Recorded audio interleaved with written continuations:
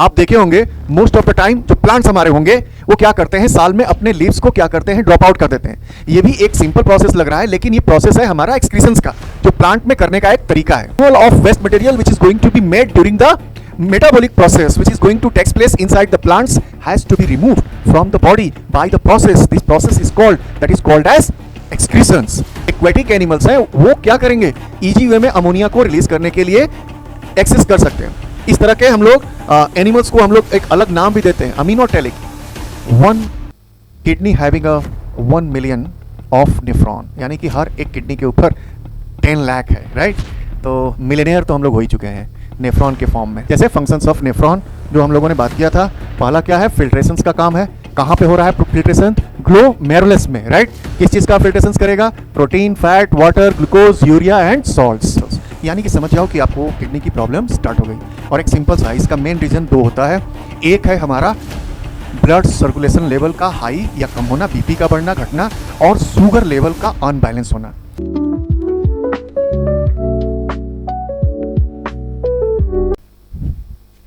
जय हिंद क्लास, कैसे हैं आप लोग। आशा करता हूं आप लोग सभी लोग अच्छे होंगे। पिछले हम लोगों ने सारे लाइफ प्रोसेसेस के हर एक प्रोसेस को 1 बाय 1 करके समझने की कोशिश किया गया है। इसी के संदर्भ में हमारा नेक्स्ट प्रोसेस है एक्सक्रीशन। आज हम लोग उसको पढ़ेंगे, राइट। सो एक्सक्रीशंस हमारे पास 2 तरह के लिविंग बींग्स, जैसा कि हम लोगों ने शुरू में ही बात किया था, जिसमें हम लोगों को पढ़ना था प्लांट्स के बारे में भी और एनिमल्स के बारे में भी। तो दोनों के पार्ट को हम लोगों को समझना है। एक्सक्रीशंस जो वेस्ट मटेरियल्स हमारे बॉडी के अंदर होंगे, जो प्लांट के भी और एनिमल के भी, इनको हमारे बॉडी से किसी भी तरह क्या करना है, रिमूव करना है, ठीक है। तो चलिए 1 बाय 1 हम लोग स्टार्ट करते हैं इस प्रोसेस को। एक्सक्रीशन प्रोसेस सिंपल कॉन्सेप्ट है, removal of waste material, right. The process of removal of waste materials from the body of an organism. This process is called excretions. Removal of waste. Waste एक बहुत बड़ा word है, छोटा मोटा नहीं है। Waste अलग अलग तरह के वेस्ट होंगे, प्लांट में अलग, एनिमल्स में अलग तरीके का। चलिए 1 बाय 1 देख सकते हैं। ये प्लांट्स में भी होगा और एनिमल्स में भी होगा, इसी को स्लाइड भी हमारा कह रहा है। तो कैसे क्या क्या करते हैं 1 बाय 1 देखा जाए। जैसे प्लांट में हम लोगों ने पढ़ा था एक्सक्रीशन इन प्लांट्स में, जब हम लोग देख रहे थे रेस्पिरेशंस का process, right. Excretion in plants, right. तो जरा क्या होने वाला है, सिंपल सा कॉन्सेप्ट हम लोगों को देखना है कि क्या होने वाला है इसमें। प्लांट में प्लांट कैसे एक्सक्रीट कर रहा है। एक तो पहला चीज हमारा प्रोसेस जब हो रही थी, जब फोटोसिंथेसिस का प्रोसेस हो रहा था, जहां पे कार्बन डाइऑक्साइड को इनटेक करते हैं और oxygen as a by product बन रहा होता है। तो ऑक्सीजन यहां पे भी एक तरह से क्या है, एक्सक्रीटरी प्रोडक्ट है। यानी कि ये अलग अलग फॉर्म में होगा। एक फॉर्म में होगा जिसको हम लोग गैसियस फॉर्म में देखते हैं, राइट। तो गैसियस फॉर्म में 2 तरह का कंडीशंस होंगे। एक में होगा क्या कि कार्बन डाइऑक्साइड इनटेक हो रहा है और ऑक्सीजन क्या हो रहा है, रिलीज हो रहा है। ये डे के अंदर होता था, जो कि हम लोग ऑलरेडी जानते हैं। और जो प्रोसेस होती थी, क्या होती थी, फोटोसिंथेसिस होती थी, राइट। उसी तरह हमारे पास इसका सेकंड पार्ट भी होगा, जो डे के जगह पे रात में होगी प्लांट के अंदर। यानी कि ऑक्सीजन अब क्या होने वाला है, इनटेक होगी और क्या हम निकालेंगे, रिलीज करेंगे due to the process of respirations. और ये सारी प्रोसेसेस हो रही हैं, कब हो रही है, नाइट के अंदर। यानी ये प्रोसेसेस हम लोग किस में देख रहे हैं, रेस्पिरेशंस में देख रहे हैं। एक तो यानी कि गैसियस फॉर्म में हमारे पास वेस्ट मटेरियल प्लांट्स के द्वारा जो रिलीज की जाएंगी वो 2 तरह से होंगी, जो हम लोगों ने अभी देखा, right.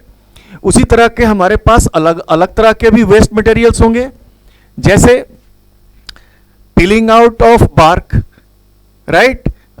Drop down of leaves, drop down of leaves in a year, right? In a year. आप देखे होंगे मोस्ट ऑफ द टाइम जो प्लांट्स हमारे होंगे वो क्या करते हैं, साल में अपने लीव्स को क्या करते हैं, ड्रॉप आउट कर देते हैं। ये भी एक सिंपल प्रोसेस लग रहा है, लेकिन ये प्रोसेस है हमारा एक्सक्रीशंस का, जो प्लांट में करने का एक तरीका है, राइट।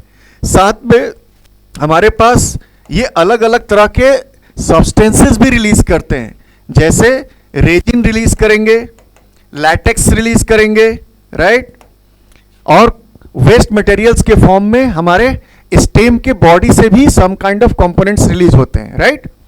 तो resin, latex, etc., this kind of components are going to be released as a excretion process by the plants, right। तो ये एक प्रोसेसेस जो हमारे पास हैं इसमें हम लोग देखेंगे। इसी तरह समझ लो कि ये सारी चीजें जो एक्सक्रीशन इन प्लांट्स हो रही है, इसकी साइट कहाँ है, साइट भी हम लोगों को जानना होगा, जो हम लोगों को रेस्पिरेशंस में थोड़ी बहुत आपको आइडिया लग गई होगी।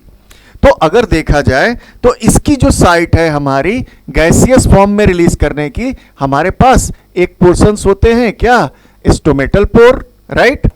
स्टोमेटल पोर के अंदर हम लोग देख सकते हो, क्या देख सकते हो, जिसमें कि गैसियस एक्सचेंज की बात होती है, और वो रेस्पिरेशन और फोटोसिंथेसिस के समय अलग अलग गैसेस का ट्रांसफॉर्मेशन हो रही है, मतलब exchanging of gases takes place हो रही हैं।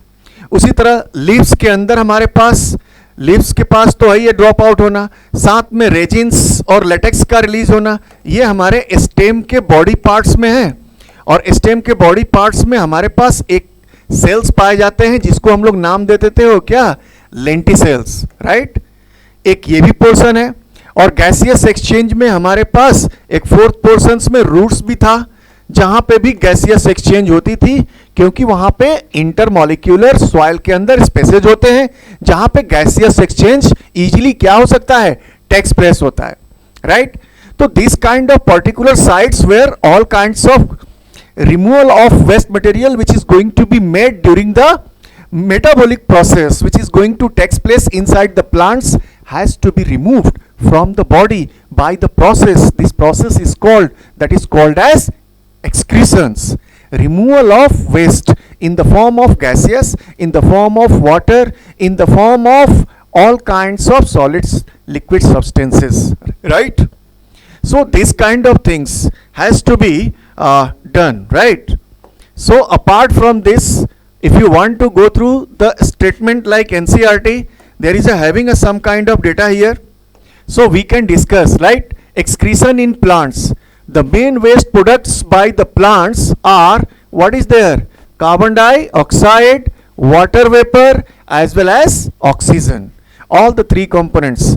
Already know about that. Carbon dioxide is released in the process of respiration.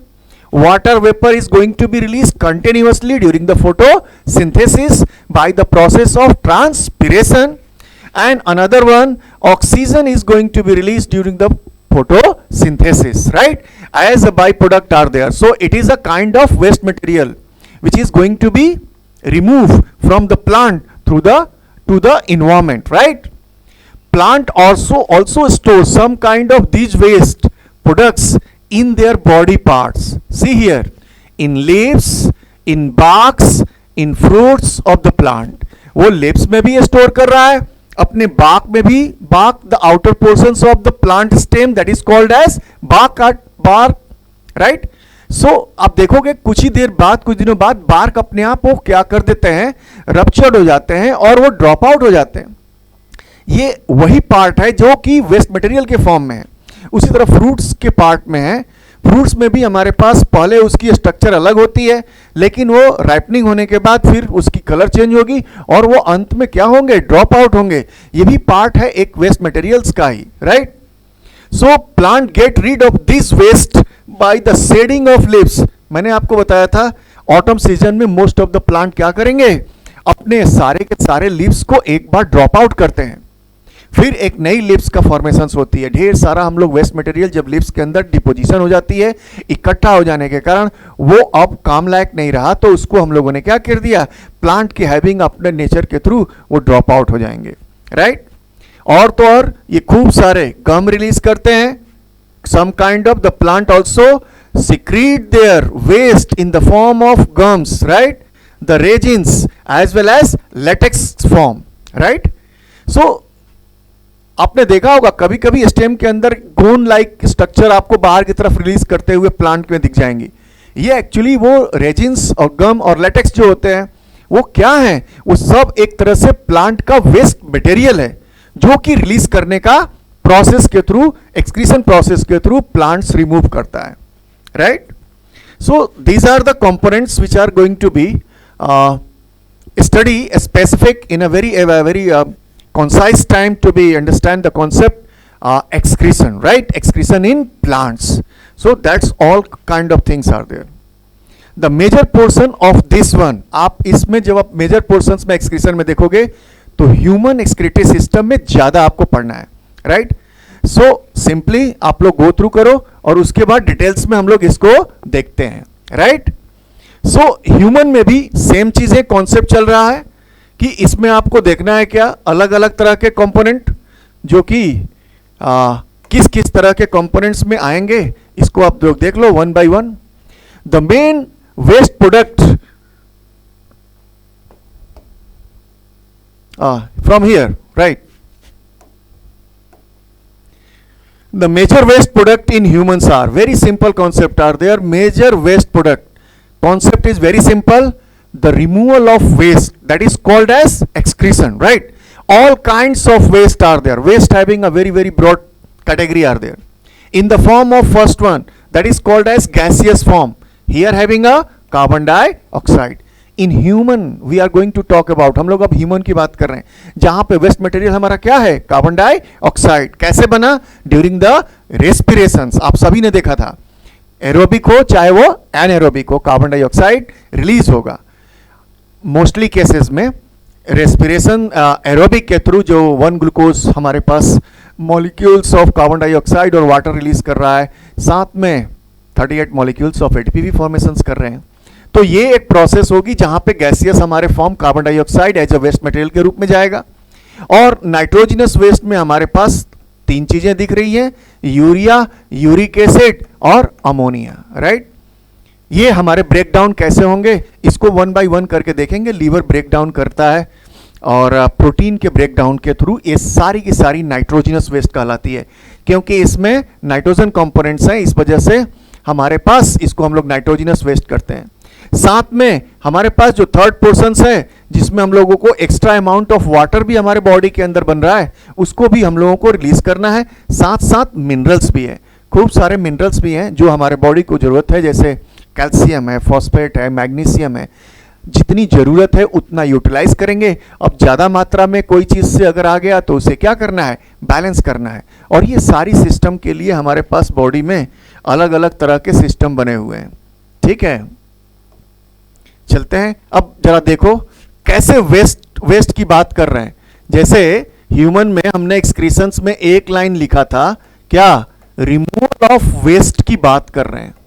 तो वेस्ट हमारे पास कैसे बना इसका भी आपको पूरी नॉलेज होनी चाहिए. भाई वेस्ट के हमारे पास टाइप हैं, एक जो हम लोगों ने अभी देखा, दूसरा फॉर्म में, पहले फॉर्म में क्या देखा, गैसियस फॉर्म में देखा, राइट? और गैसियस फॉर्म में किसको हम लोग बोलते हो, कार्बन डाइऑक्साइड को, राइट? और कार्बन डाइऑक्साइड कैसे बना, ये बना during the respiration, right?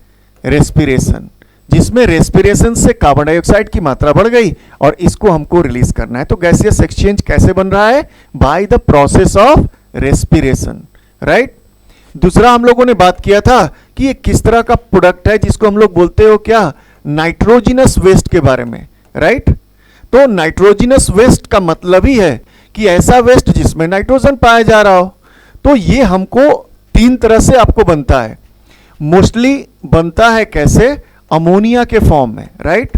NH3 के फॉर्म में. सो जरा देखो, अमोनिया है. अब अमोनिया, एक हमारे पास अमोनिया है, दूसरा प्रोडक्ट जो बनेगा हमारा, इसको बोलते हैं क्या, यूरिया. और थर्ड प्रोडक्ट जो बनेगा हमारा, यूरिक एसिड, राइट? यानी कि नाइट्रोजनस वेस्ट में 3 तरह के हम लोग नाइट्रोजनस वेस्ट की बात करेंगे. और हम लोग पढ़ रहे हैं किसमें, ह्यूमन के बारे में. और ह्यूमन केवल और केवल यूरिया को ही निकालने के लिए इजी वे में एक्सेस कर सकता है. कारण इसका बहुत सिंपल है. जैसे अमोनिया बना तो अमोनिया का जो कंसंट्रेशन है, आप समझना, बहुत क्या होता है, हाई होता है. और कंसंट्रेशन हाई होने का मतलब कि अगर बॉडी से इसको रिलीज करना है तो आपको खूब सारा क्या चाहिए, वाटर चाहिए, और आपके बॉडी में इतनी सारी वाटर है ही नहीं, तो यानी कि ढेर सारा आपको पानी चाहिए, और आपके बॉडी में ही 5.5 लीटर 6 लीटर के आसपास है, तो आप इस तरह से कर नहीं पाओगे। तो हमारा जो ये ब्रेकडाउन होता है नाइट्रोजनस वेस्ट, बनता कैसे है, आप लोग सिंपल समझ जाना, ये बनता है प्रोटीन के ब्रेकडाउन होने से, राइट। प्रोटीन का ब्रेकडाउन हुआ तो बनाया क्या, अमीनो एसिड, और ये एमिनो एसिड जब ब्रेकडाउन बनाएगा तो ये सारे के सारे क्या बना देंगे, नाइट्रोजनस वेस्ट, अमोनिया के फॉर्म में, यूरिया के फॉर्म में, और यूरिक एसिड के फॉर्म में। लेकिन हमारा बॉडी आप समझो केवल और केवल यूरिया के फॉर्म में ही रिलीज करेगा, राइट। सो अमोनिया हम लोगों के पास बना, मान लो पाला, और इसमें कंसंट्रेशन इसकी ज्यादा होने से हमको चाहिए क्या, ज्यादा मात्रा में पानी। यानी कि ये इस तरह के जो इंडिविजुअल्स होंगे वही काम कर सकते हैं रिमूवल ऑफ अमोनिया को इजी फॉर्म में, जिसके पास पानी की मात्रा सबसे ज्यादा हो। तो ऐसे वाले ग्रुप वाले हमारे पास स्पाइसेस ग्रुप हैं, राइट। यानी कि फिश जो एक्वेटिक एनिमल्स हैं वो क्या करेंगे, इजी वे में अमोनिया को रिलीज करने के लिए एक्सेस कर सकते हैं।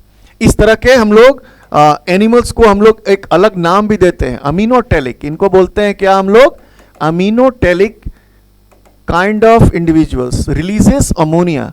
ऐसे जो हमारे इंडिविजुअल्स हैं वो क्या करेंगे, जो अमोनिया रिलीज करते हैं उनको हम लोग बोलते हैं क्या, अमीनोटेलिक। लेकिन हमारे बॉडी में उतनी पानी नहीं है, तो क्या करता है, लीवर के अंदर जो भी अमोनिया या यूरिक एसिड है वो कन्वर्ट करेगा किस में, यूरिया के फॉर्म में, राइट। और निथिन साइकिल एक जो आपकी नाइट्रोजनस साइकिल के थ्रू में बनते हैं लीवर के अंदर, राइट। क्योंकि लीवर हमारा फर्स्ट डिटॉक्सिफिकेशन ऑर्गन्स बॉडी का है, जो एक एक्सक्रीटरी ऑर्गन्स ग्लैंड्स के रूप में भी काम करता है, राइट। जो detoxification of all kind of substances, firstly it is going to be done at the place of liver as a largest organ in our body, right. तो यूरिया है हमारा कॉन्सेप्ट जो कि हमारे लिए यूजफुल है, और ये हमारे लिए इजी वे में एक्सेस भी हो सकता है। तो यूरिया के लिए हम लोग क्या कर सकते हैं, इजी फॉर्म में रिलीज कर सकते हैं, क्योंकि उतना पानी हमारे पास है जितना को हम इजी वे में घोल के रिलीज कर दें। इसलिए हम लोग जो ह्यूमन होते हैं इसको हम लोग बोलते हैं क्या, यूरियोटेलिक। क्या बोलते हैं इसको, यूरियोटेलिक। यानी कि ऐसे काइंड ऑफ इंडिविजुअल्स जो urea as a waste material के फॉर्म में रिलीज करता हो उसको हम लोग बोलते हैं यूरियोटेलिक, राइट। तो अमोनिया को भी अंत में सबसे पहले क्या करना है, यूरिया में कन्वर्ट करना है, और यूरिक एसिड में, इसमें सभी हमारे पास एज अ एग्जांपल मैमल्स आ जाएंगे, ह्यूमंस आ जाएंगे, राइट। तो मैमल्स और ह्यूमन को ही हम लोग अभी पढ़ भी रहे थे, तो यहां से समझ लेना कि यूरिया हमारा एक वेस्ट मटेरियल के मेन फॉर्म में रिलीज होगा। उसी तरह एक जरा कंडीशंस इसको भी देख लो, यूरिक एसिड, इसमें तो अमाउंट ऑफ वाटर बहुत ही कम चाहिए, राइट। जैसे हमारे पास एप्स ग्रुप हैं, राइट। एप्स ग्रुप बर्ड्स में जितने सारे ग्रुप हैं आप देखे होंगे, इसमें पानी की जरूरत नहीं है, इनके वेस्ट मटेरियल काफी ही सॉलिड फॉर्म में होते हैं, राइट। सो इस तरह के इंडिविजुअल्स जो लिविंग ऑर्गेनिज्म हैं जो डायरेक्ट यूरिक एसिड के फॉर्म में अपने वेस्ट मटेरियल को रिलीज करते हैं, उनको बोलते हैं हम लोग क्या, यूरिकोटेलिक। क्या बोलते हैं उसको, यूरिकोटेलिक, राइट। सो जितने भी बर्ड्स वगैरह हैं ये हमारे कहलाएंगे यूरिकोटेलिक। लेकिन सिंपल सा समझ लो, हमारे बॉडी में कोई ऐसा सिस्टम नहीं है जो इनको केवल और केवल यूरिया के फॉर्म में ही रिलीज कर सकता है। यानी कि आपको अमोनिया को भी क्या करना है, यूरिया में कन्वर्ट करना है। तो ये सारे वेस्ट हमारे सेकेंड फॉर्म नाइट्रोजनस वेस्ट के फॉर्म में हो जाएंगे, ठीक है। उसी तरह जो another part of waste material है, एक हमारा बचेगा क्या, जो थर्ड पार्ट में extra amount of water, right. और साथ में एक और भी चीज होती है, जो वाटर भी होंगे और क्या होंगे, minerals, right. Extra amount of minerals अगर बॉडी के अंदर भी वो भी एक्यूमुलेट हुआ तो उसे भी हम लोग क्या करेंगे, उसे रिलीज करेंगे। सिंपल सा कॉन्सेप्ट है, क्योंकि हम ज्यादा मात्रा में अपने बॉडी के ब्लड के कंसंट्रेशंस को डिस्टर्ब नहीं कर सकते। माइंड हमारा काफ़ी एडवांस तरीके से काम करता है, वो हमेशा जिसकी जो एक वैल्यू है वो उसी फॉर्म में मेंटेन करने की कोशिश करता है। अगर वो कर रहा है तो मतलब उसके बॉडी के अंदर जो भी वेस्ट मटेरियल होगा उसको फिल्ट्रेट करने के लिए काम करेगा। ठीक है, एक और भी चीज़ होती है जो आरबीसी का ब्रेकडाउन होता है, जो वेस्ट मटेरियल बनती है, राइट, उसको भी देख लेते हैं। Some kind of waste material like yes, RBC जब ब्रेकडाउन होगा, राइट, तो आरबीसी के अंदर क्या बना मिलता है, हम लोगों को मिलता है क्या, हीमोग्लोबिन। और ये हीमोग्लोबिन जब ब्रेक होते हैं तो दो तरह के हमारे पास क्या होंगे, कंपोनेंट होंगे, रिलीज बिलीवर्डिन और बाइलोरुबिन, राइट। तो ये क्या करते हैं, ये जो कंपोनेंट है इसे ही हम लोग बोलते हैं ना breakdown of graveyard of RBC, right. तो स्प्लीन और लीवर के अंदर ब्रेकडाउन हुआ तो ढेर सारा बाइलोरुबिन और बिलीवर्डिन का कॉन्सेप्ट रिलीज होता है। ये भी एक तरह का वेस्ट मटेरियल है।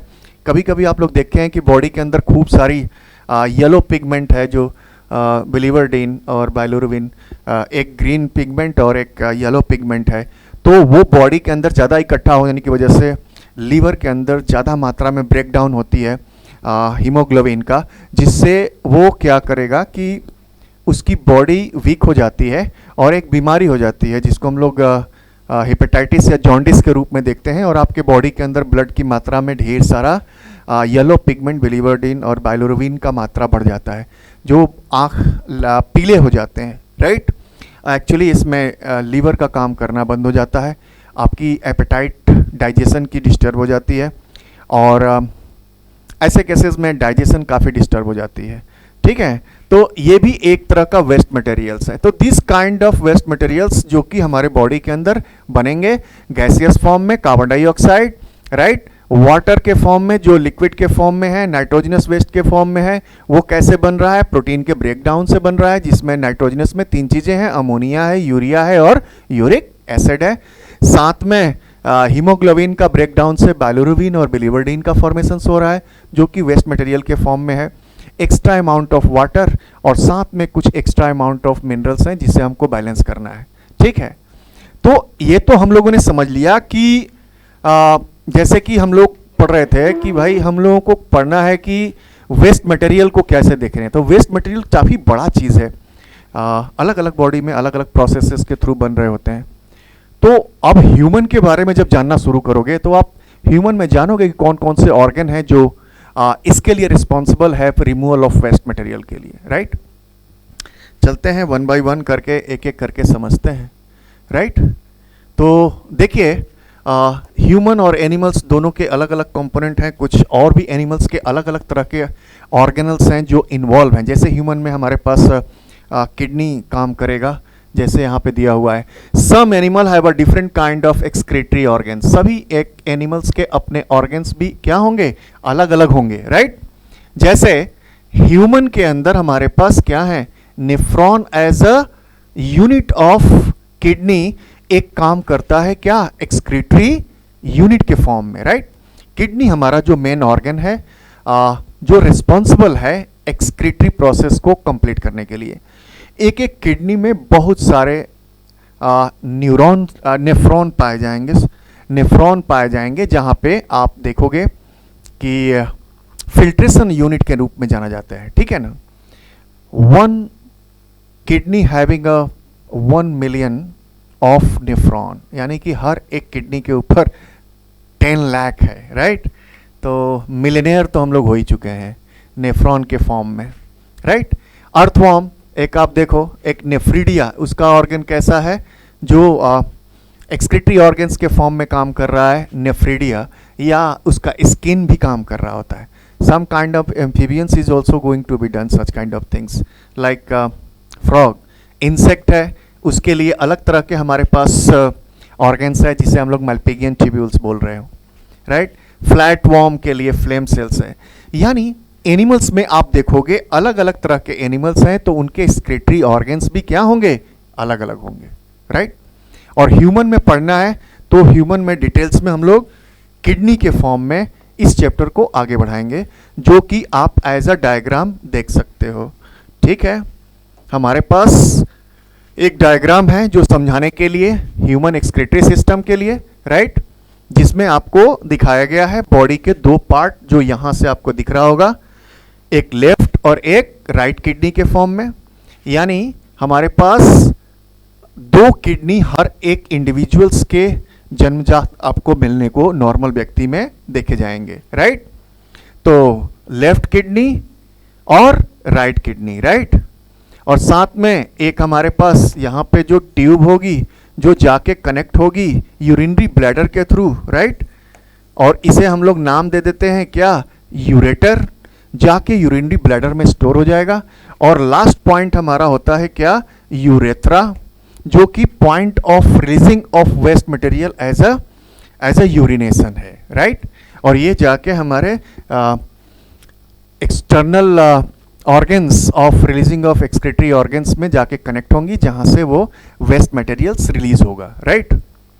सो वन बाय वन करके देखते हैं कैसे। एक मैंने आपको सर्कुलेटरी सिस्टम में समझाई थी, समझाया था मैंने उस समय क्या कि जैसे पल्मोनरी वेन और पल्मोनरी आर्टरीज का कॉन्सेप्ट, कि अगर ये है तो आप समझ लेना उसका फंक्शन उल्टा हो जाएगा। जैसे आर्टरीज प्योर ब्लड को कैरी करती है, राइट, लेकिन अगर आर्टरीज के पहले कोई भी एक वर्ड लग गया पल्मोनरी हो, यहाँ पे अगर कोई भी चीज़ लग जाएगा तो पल्मोनरी न लग करके वो ब्लड सर्कुलेटरी सिस्टम में था, यहाँ पे लगेगा क्या, रीनल, राइट। तो रीनल आर्टरी, यानी कि अब आर्टरी का वर्ड उल्टा हो जाएगा फंक्शंस, राइट। जैसे आर्टरी प्योर ब्लड को करता था तो यहाँ पे अब इम्प्योर ब्लड को कैरी करने का काम रीनल आर्टरी करेगा। जैसे देखो यहाँ पे दिखाया गया है रीनल आर्टरी, और एक हमारे पास होंगे renal vein, right, right renal vein, left renal vein, उसी तरह left renal arteries, right. So ये माइंड में लेके चलना कैसे कैरी कर रहा है। चलिए हम लोग वन बाय वन करके बनाते हैं इसको अपने से, तब शायद समझ आएगा कि ऑर्गन कैसे ये किडनी हमारे पास काम कर रहा होता है, ठीक है। बहुत ही इजी है, बहुत ज़्यादा परेशान होने की ज़रूरत नहीं है। इसी चीज़ को समझाने के लिए हम लोग प्रैक्टिस कर रहे हैं यहाँ पे, ठीक है। तो जैसे देखो एक किडनी बीन शेप्ड आपको पाई जाएगी, जो कि हर एक इंडिविजुअल्स के अंदर पाए जाएंगी, दो तरह की, दो होंगी। और ये गया हमारे पास ट्यूबुलर, एक ट्यूब रिलीज करेंगे हम लोग यहाँ से, जिसको हम लोग नाम दे देंगे क्या, यूरेटर। और यहाँ से हमारे पास यूरिनरी ब्लैडर का कॉन्सेप्ट आ जाएगा, और यहीं पे एक माउथ ओपनिंग बन जाएंगी, इंटरनल वॉल जो हमारा किसका बनता है, स्फिंक्टर मसल्स का। सिंपल कॉन्सेप्ट है, बहुत ज़्यादा परेशान होने की ज़रूरत नहीं है। एज अ लेबल करना चाहो तो हमारे पास इसको लेबल कर दो, इसको हम लोगों ने नाम दे दिया क्या, लेफ्ट किडनी, राइट। इसी के अपोजिट साइड में हम लोगों ने इसका नाम दे दिया right kidney, right. Simple concept, very simple. एक ट्यूब आ गई हमारे पास, इसका नाम हम लोगों ने नाम रख दिया क्या, यूरेटर, लेफ्ट और उधर राइट। और ये हमारे पास हो गया, सिंपल कॉन्सेप्ट है, यूरिनरी ब्लैडर। क्या है ये, यूरिनरी ब्लैडर, जहां पे सारे के सारे लिक्विड वेस्ट स्टोर होंगे। और ये हमारा ओपनिंग पोर्शन है, जिसे हम लोग नाम देते हो क्या, यूरेथ्रा, राइट। ठीक, यानी main organs of human excretory systems are this all are things, right. यानी कि हम लोगों को इन चार के बारे में ही ज़्यादा ध्यान देना है समझने के लिए, राइट। यानी कि एक हमारे पास जो ऑर्गन हो गई, कौन सी, किडनी, राइट। तो किडनी हमारे पास कैसा है भाई, कितना है, दो है। तो अब पेयर, कितना पेयर है, वन पेयर ऑफ किडनी हमारे पास है। और सेकंड है यूरेटर, ये भी हमारे पास कितना है, वन पेयर, यानी कि दो, एक लेफ्ट और एक राइट। और एक पार्ट है हमारा क्या है, urinary bladder, right, urinary bladder. और फोर्थ पोर्शंस हमारा सिंगल, जो कि क्या होंगे, opening positions of waste material, जिसको हम लोगों ने नाम दे दिया क्या, यूरेथ्रा। इतना आसान है बनाना। अगर फिजिकल प्रोसेस, अगर एक्सक्रीटरी सिस्टम ऑफ ह्यूमन की बात कर रहा होता है तो आपको ये बताना है और हर एक फंक्शंस को इसको समझाना है। और जब डिटेल्स वे में इसके अंदर जाएगा नेफ्रॉन के बारे में, तो फिर नेफ्रॉन के बारे में पढ़ेंगे। जरा सोचिए कि कैसे ये फिल्टर कर रहा होगा। यानी कि इसमें दो तरह की ट्यूब आ रही होंगी। जैसे मैंने एक बना दिया ट्यूब, यहाँ से ऊपर से आ गया, ठीक है, ये दिस वन, राइट, और यहाँ से एंटर कर गया यहाँ, राइट। उसी तरह यहाँ से भी हमारे पास एक ट्यूब आ गई, और ये जो है क्या है, इम्प्योर ब्लड को लेके आ रहा है। कैसा लेके आ रहा है? इम्प्योर ब्लड को लेके आ रहा है। चलिए इस तरह से करते हैं, बना देते हैं। कैसा है ये? दिस वन, राइट, एंट्री कर रहा है, यानी इम्प्योर ब्लड को लेके आ रहा है। और इम्प्योर ब्लड को मैंने आपको बताया था कौन लेके आएगा, कौन लेके आएगा? आर्टरीज हमारे पास लेके आती थी प्योर ब्लड, लेकिन मैंने एक वर्ड लगा दिया रीनल। अब ये क्या हो गया? Renal artery. यानी कि रीनल आर्टरी का मतलब ही हो गया कि ये इम्प्योर ब्लड को कैरी कर रहा है। कैसा कर रहा है? इम्प्योर ब्लड कैरी कर रहा है, राइट। इसी तरह दोनों तरफ ही हमारे पास सेम होगा, राइट। एक लेफ्ट, ये लेफ्ट रीनल आर्टरी, और यहां पे हमारा हो जाएगा क्या? Right renal artery, right. तो दोनों ही हमारे पास क्या लेके आ रहे हैं? खूब सारे इम्प्योर ब्लड को लेके आ रहे हैं। कहां? किडनी के अंदर, जहां फिल्ट्रेशन यूनिट होंगी, जो हम लोग देखेंगे कि किडनी का अगर आप डिटेल्स में स्ट्रक्चर देखोगे तो ये दो पार्ट में बटा होता है, राइट। ऊपर वाले पोर्शंस को डिटेल्स में अगर जाओगे तो ये होती है कॉर्टेक्स, और ये जो नीचे वाला पोर्शन होता है मेडुला। और इसी के बीच में आपके पास खूब सारे यहाँ पे फाइन ट्यूब्यूल्स पाए जाएंगे, जो कि नेफ्रॉन के फॉर्म में होंगे। क्या होंगे? नेफ्रॉन के फॉर्म में होंगे।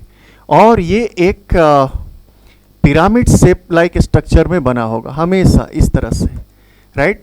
हालांकि हम लोगों को उतना डिटेल्स में नहीं देखना है। तो यहाँ पे ये जो पोर्शन है, यही हमारा यूनिट है जो फिल्ट्रेशंस का काम करेगा, जिसको हम लोग नाम देते हैं क्या? Nephron, right. सो सपोज करो कि रीनल आर्टरी से हमारे पास ब्लड कहाँ गया? किडनी में। किडनी में प्यूरिफाई किया।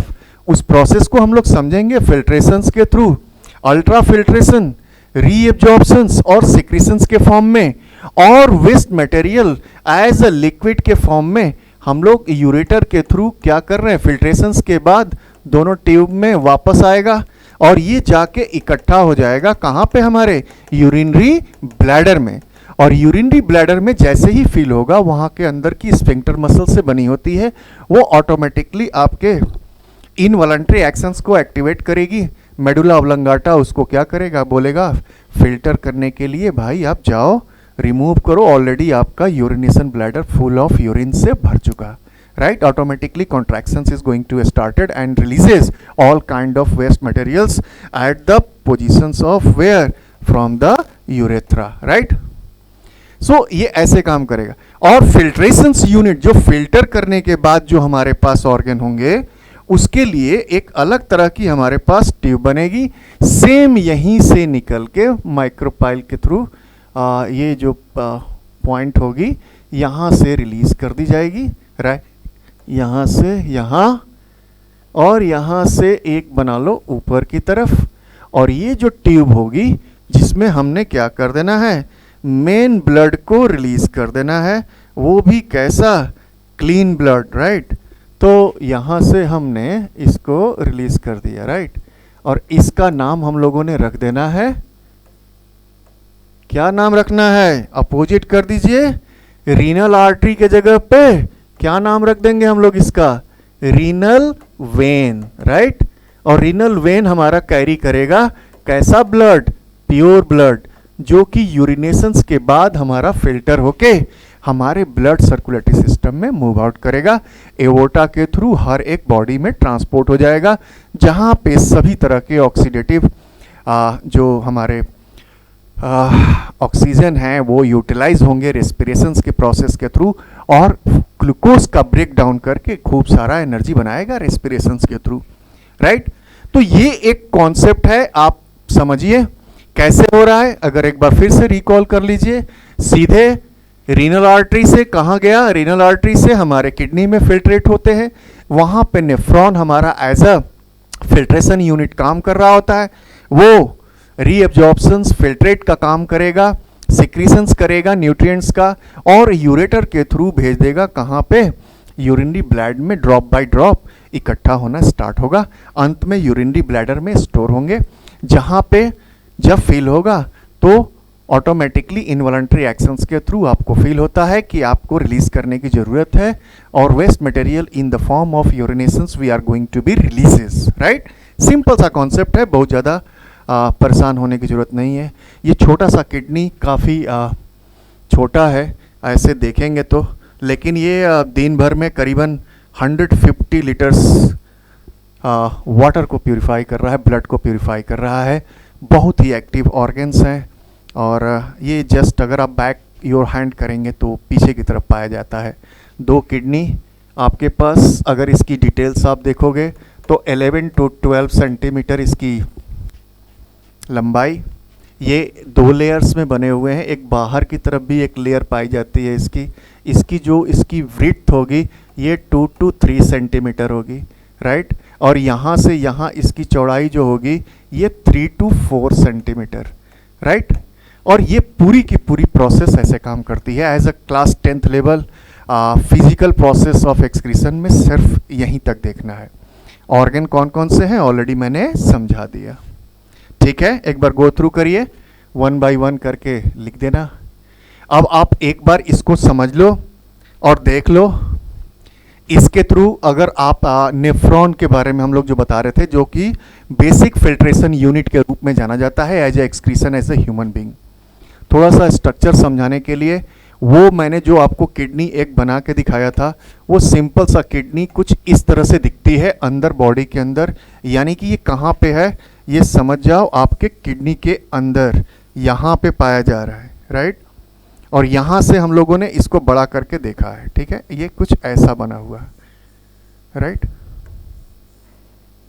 ऐसे देखो, ऐसे बना हुआ, और यहाँ से हम लोगों को समझने की कोशिश करना है। थोड़ा सा ये कॉम्प्लेक्स स्ट्रक्चर शुरू में लगता है, तो आप इंटरनल अगर देखना चाहते हो तो कुछ इस तरह से देखो कि मैं आउटलाइन इस पे कर रहा हूँ, बाकी मैं खुद बना के इसको दिखाता हूँ भी आप लोगों को, राइट। ये वाला पोर्शंस पहले देख लेना, जो कि डार्क ना होकर के हल्का है, ठीक है। इससे क्या होगा कि आपको समझ आ जाएगा। इससे अच्छा बना ही देता हूँ मैं, क्या करना है, ऐसे आपको दिख रहा है, जिसमें आपको अलग अलग तरह के कंपोनेंट देंगे। देखो ये यू शेप, ऐसा करता हूँ मैं, इसको बना के दिखाता हूँ। चलिए हम लोग खुद से बना के इसको देखते हैं। जब तक खुद से नहीं करेंगे मज़ा भी नहीं आता है। सिंपल सा कुछ नहीं है, नेफ्रॉन बनाना है ना, चलो आओ बनाते हैं। क्या करना है, ये ऐसे बना लो, दिस वन,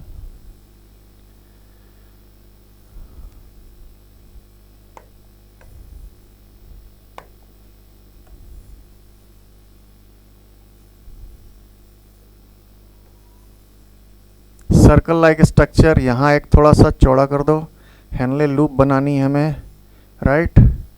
दिस वन ऐसे, फिर ये ऐसे बना लो,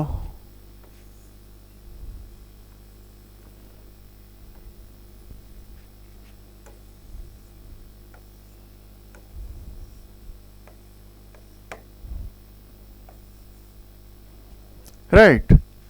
सिंपल सा कॉन्सेप्ट, ऐसे बना के देख लीजिए। अब जरा देखिए इसको हम लोग अगर लेमिनेशंस करते हैं नॉमिनेशन लेवल के फॉर्म में तो कैसे करेंगे। एक देखिए इस तरह का स्ट्रक्चर बना हुआ, बोमैन कैप्सूल, इसका नाम देखिए क्या नाम दिया गया है, Bowman capsule, right.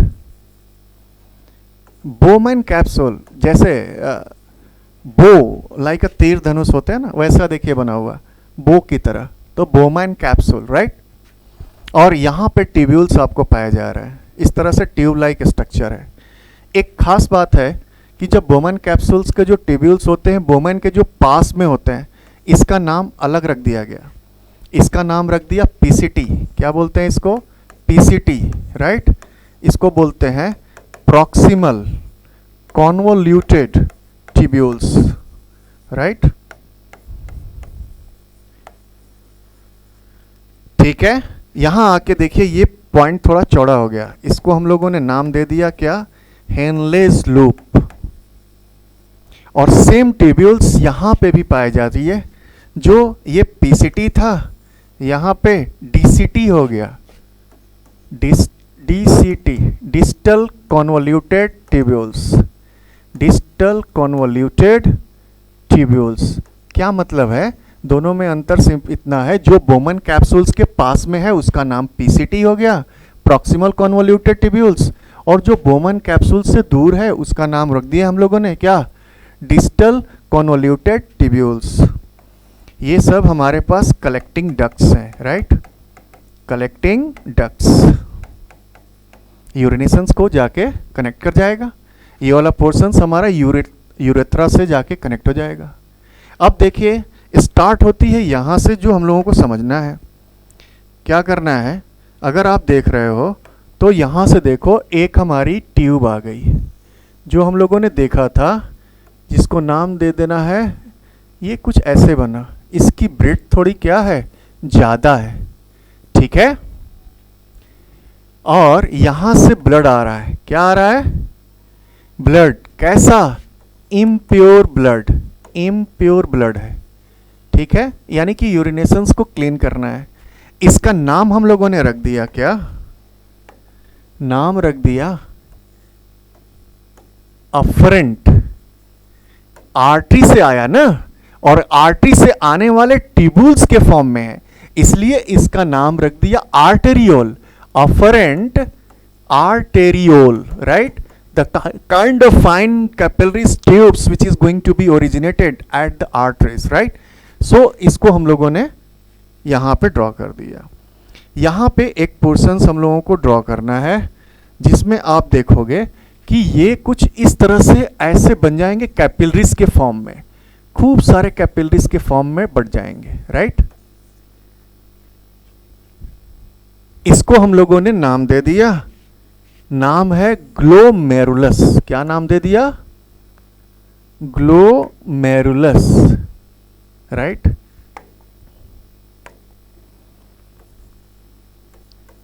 Glomerulus, right.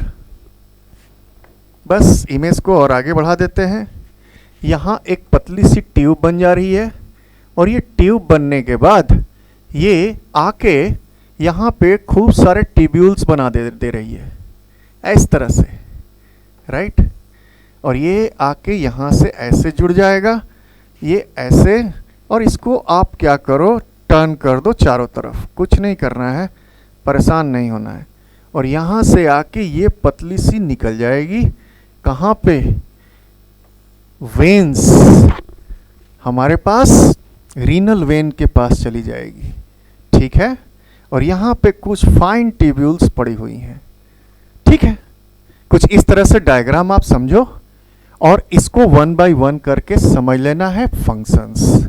क्या हो रहा होगा? फिल्ट्रेशंस कैसे कर रहा होगा? इसका नाम हम लोगों ने, देखो ये पतली ट्यूब हो गई है, यहाँ पे चौड़ी है ट्यूब, यहाँ पतली हो गई है, तो इसका नाम रख दिया क्या? Efferent arteriole. वहां पे अफरेंट, और यहां पे नाम दे दिया क्या? Efferent arteriole, right. सिंपली हो क्या रहा है, सीधे से समझिए, एक पूरी फ्रेश माइंड से आप समझने की कोशिश कीजिए कैसे एक न्यूरॉन पूरी की पूरी फिल्ट्रेशंस का काम कर रहा होता है। सपोज दैट आपके पास ब्लड हमारे पास इंटर किया, यहां से मूव करना स्टार्ट कर रहा है, यहां पे आ गया ग्लोमेरुलस, और ग्लोमेरुलस एक कैपिलरीज के फॉर्म में है। कैसा है? कैपिलरीज के फॉर्म में है, राइट। कैपिलरीज का फॉर्म में होने का मतलब क्या है कि उसकी वॉल क्या है? थिन है, और यहां चौड़ाई ज्यादा होने की वजह से इसमें प्रेशर काफी ज्यादा है। तो जब ब्लड के साथ आ रहा है तो हर एक कंपोनेंट्स आ रहा है, तो हो क्या रहा है? यहां होता क्या है कि सिंपली आपके जितने भी जो वेस्ट मटेरियल्स हैं, साथ में वेस्ट मटेरियल और साथ में हमारे पास जो प्रोटीनियस सब्सटेंसेस है, कार्बोहाइड्रेट है, फैट है, सबसे पहला काम जो नेफ्रॉन का है, ग्लोमेरुलस फिल्ट्रेशन। पहला फंक्शंस जो होता है, ये जो फंक्शंस कहलाता है ग्लोमेरुलस फिल्ट्रेशंस। इसमें क्या करना है कि जितने भी हमारे पास वेस्ट सब्सटेंसेस जो ब्लड के अंदर आ रहे हैं और साथ में सब्सटेंसेस जो प्रोटीन वगैरह भी है, क्योंकि इसको आइडेंटिफाई करना काफ़ी मुश्किल है, ये प्रोसेस हमारे पास सीधर सी ऑस्मोसिस प्रोसेस के थ्रू होती है। ऑस्मोसिस प्रोसेस में हम लोगों ने पढ़ा है एक सेमी पेरिमेबल मेम्ब्रेन काम करेगा, जिसमें कंसंट्रेशन ज़्यादा होगी, वहाँ से मूवमेंट करेगा सब्सटेंसेस और मूव आउट करेगा through the semi permeable membrane high concentration से लो कंसंट्रेशन की तरफ। तो यहाँ बोमन कैप्सूल तुम्हारा जो है लो कंसंट्रेशन है और अंदर की तरफ क्या है, हाई कंसंट्रेशन, तो automatically movement is going to started from here to here. तो बिना कुछ सोचे समझे ये हर तरह के फिल्ट्रेशंस को कर डाला। क्या भेज दिया, यहाँ पे यूरिया भी आ गया, यहाँ पे नाइट्रोजनस वेस्ट अमोनिया भी आ गया, यूरिक एसिड भी आ गया, साथ में प्रोटीन भी आ गया, फैट भी आ गया, कार्बोहाइड्रेट भी आ गया। अब ये चूंकि हमको डायरेक्ट इसको हम लोग बाहर रिलीज तो नहीं कर पाएंगे, क्योंकि आप देख रहे हो कि इसमें प्रोटीन भी है, तो ये ऐसे तो रिलीज नहीं कर सकते। यानी कि पहला काम क्या कर रहा है नेफ्रॉन हमारा, glomerulus filtrations. That is the kind of place where first filtration is going to takes place from the blood comes from the where, जहां से आपको दिख रहा है एफरेंट आर्टेरियोल से जो एंट्री कर रहा है, प्रेशर ज्यादा होने की वजह से और ग्लोमेरुलस में यहाँ पे कैपिलरीज होने की वजह से मूवमेंट होती है ऑस्मोसिस के थ्रू और सब्सटेंसेस मूव आउट होके ग्लोमेरुलस से चला आता है कहाँ पे, बोमन कैप्सूल के थ्रू, राइट। और फिर ये ट्यूब्यूल्स में वापस मूव कर रहा होता है। तो पहला प्रोसेस याद कर लेना, पहला जो फंक्शंस हो गया ग्लोमेरुलस फिल्ट्रेशन। इसी का जो सेकेंड फंक्शंस क्या होता है, ट्यूबुलर रीएब्जॉर्प्शंस। क्या होता है इसमें, ट्यूबुलर रीएब्जॉर्प्शंस। क्या मतलब है इसका, जो हम लोगों ने आपने देखा कि ऑलरेडी जो हमारे ट्यूब्यूल्स में खूब सारे कार्बोहाइड्रेट आ गए, प्रोटीन आ गए, तो इनको हमको वापस करना है ना, हम इनको तो वापस अपने पास यहां से लेके जाएंगे, क्योंकि हमको ब्लड यहां से मूव कराना है और ये कंपोनेंट्स को हम फ्री में वेस्ट मटेरियल में जाने नहीं देंगे। तो ये जो सारे के सारे जो मटेरियल्स हैं ये ट्यूब्यूल्स में वापस चले जाएंगे, यानी प्रोटीन के फॉर्म में, कार्बोहाइड्रेट के फॉर्म में, फैट के फॉर्म में, राइट। इसे ही हम लोग बोलते हैं क्या, ट्यूबुलर रीएब्जॉर्प्शंस। यहां पे फिल्ट्रेशंस हुआ, फिल्ट्रेशंस होने के बाद कुछ एक वेस्ट मटेरियल के साथ साथ कुछ इंपॉर्टेंट सब्सटेंसेस भी आ गई, जिसको कि हम लोग रिलीज नहीं कर सकते, उसको क्या करना है, रीएब्जॉर्प्शंस है। रीएब्जॉर्प्शंस ब्लड स्ट्रीम में लेके आना है, इसलिए ये प्रोसेस करता है सेकंड पार्ट, ट्यूबुलर रीएब्जॉर्प्शंस, राइट। अब जरा देखो, ट्यूबुलर रीएब्जॉर्प्शंस के बाद में भी कुछ एक ऐसे कंपोनेंट्स हैं हमारे इस ट्यूब्यूल्स में, जो प्योर जो सब्सटेंसेस के साथ साथ कुछ मिनरल्स भी, एक्स्ट्रा अमाउंट ऑफ मिनरल्स भी ये एब्जॉर्ब कर लिए, जैसे कैल्शियम हो गया, सोडियम हो गया, पोटेशियम हो गया, मैग्नीशियम हो गया। तो इनको भी एक बैलेंस करना है, हमारे ब्लड स्ट्रीम में जितनी जरूरत है पीएच वैल्यू 7.45 के बीच में ही रखना है। अगर उससे ज्यादा सॉल्ट हमारे पास आ गया तो एक थर्ड प्रोसेस करता है, ट्यूबुलर सिक्रीशन का process, the third and last process of nephron, tubular secretions के फॉर्म में। First glomerulus filtration, third second one tubular reabsorptions और थर्ड वन ट्यूबुलर सिक्रीशंस के फॉर्म में। क्या करेगा, क्योंकि यहां पे जो कंपोनेंट्स थे वो ज्यादा अलग तरह के हमारे मिनरल्स जो है ऑलरेडी हमारे इसमें आ गए, तो इसको वापस ये क्या करेगा, मेन स्ट्रीम में वापस कर देगा, राइट, ताकि ये वेस्ट मटेरियल के फॉर्म में अब ये फिल्ट्रेट जो है नाउ बन गया क्या, यूरिन के फॉर्म में स्टोर हो गया, यानी कि ये यूरिन के फॉर्म में बन गया। और जब यूरिन फॉर्म में बन गया तो हमको बॉडी के अंदर इसको रखना नहीं है, इसी को तो हम लोग कह रहे हैं क्या, releasing of waste material, right. तो ये एक क्लियर कट कॉन्सेप्ट है कि हर एक नेफ्रॉन, यानी कि एक हमारा किडनी, मिलियंस ऑफ नेफ्रॉन है, 1 मिलियन नेफ्रॉन एक में पाया जा रहा है, यानी कि एक किडनी में 1 मिलियन नेफ्रॉन, और सब के सब फिल्ट्रेशंस का काम कर रहे हैं। काफ़ी इंपॉर्टेंट फंक्शन है, राइट। और ये पूरे दिन भर में, एक दिन में अगर 24 आवर देखा जाए तो 150 लीटर प्लस को फिल्ट्रेट करता है ब्लड को, बार बार कंटिन्यूसली, राइट। और मोस्टली आपके एक दिन में करीबन 1.5 लीटर, 1.5 से 2 लीटर 3 लीटर के मैक्सिमम यूरिनेशंस फॉर्मेशंस करते हैं एक बार में, 1.5 लीटर मैक्सिमम, राइट। सो कंटिन्यूस प्रोसेस करते रहेंगे, फिल्ट्रेशंस का काम करेंगे और रिलीज करेंगे, राइट। इसी को आप लोग स्क्रीनशॉट ले लो। ना समझ में आया होगा तो आप लोग कमेंट में लिखना, फिर से समझाएंगे कैसे काम कर रहा है। प्रोसेस में तीनों फंक्शंस जरूर याद रखना, क्योंकि सीबीएसई में इसके फंक्शंस जरूर पूछे जाते हैं और सीबीएसई का ये पेड क्वेश्चन है। मैं आपको बता दूं, सीबीएसई जैसे होता है कुछ एक क्वेश्चंस को वो पेड क्वेश्चंस बना देता है, आया हुआ हो अगले साल भी तो बार बार रिपीट करता है। तो उसमें से ये एक टॉपिक है नेफ्रॉन का फंक्शंस, जो कि बार बार पूछे जाते हैं, इसके लिए आप लोग तैयार रहेंगे। चलिए उसी को समराइज किया हुआ है आपके स्लाइड के फॉर्म में, एक बार देख लेते हैं। जैसे फंक्शंस ऑफ नेफ्रॉन जो हम लोगों ने बात किया था, पहला क्या है, फिल्ट्रेशंस का काम है। कहाँ पे हो रहा है फिल्ट्रेशन? ग्लोमेरुलस में, राइट। किस चीज का फिल्ट्रेशंस करेगा? Protein, fat, water, glucose, urea and salts, right. Process हम लोगों को यहाँ पे क्या मिल रहा है? By the process of osmosis. और ये इम्प्योरिटीज किधर से आ रही है? आर्टेरियोल, अफरेंट आर्टेरियोल से, राइट, जिसकी ब्रीथ थोड़ी सी हाई है और प्रेशर काफी ज्यादा है। तो ग्लोमेरुलर फिल्ट्रेशन से स्टार्ट होंगे और ये सारे प्रोडक्ट बन रहे होंगे, राइट। उसी में जब आप लोग देख रहे हो तो एक फाइन ट्यूब्यूल्स के रूप में एफरेंट आर्टेरियोल्स के फॉर्म में जो खूब सारी ट्यूब आपके मेन एक्सक्रीटरी ऑर्गन्स में कनेक्टेड है, जिसको हम लोग वहां पे देखेंगे प्रोसेस। इसको हम लोग बोलते हैं क्या? सेलेक्टिव रीएब्जॉर्प्शंस। देखो एब्जॉर्प्शंस फिल्ट्रेशंस में भी हो रहे थे यहाँ पे, इसीलिए इसका नाम क्या रख दिया गया? रीएब्जॉर्प्शंस। क्यों किया गया भाई? क्योंकि it selectively reabsorb back into the blood stream. किसको? जो प्रोटीन, यूरिया नहीं, ग्लूकोज, वाटर, फैट, प्रोटीन्स, ये सारी चीजों को वापस करनी है। This includes most of the water, glucose, amino acids, certain ions like sodium and potassium, right?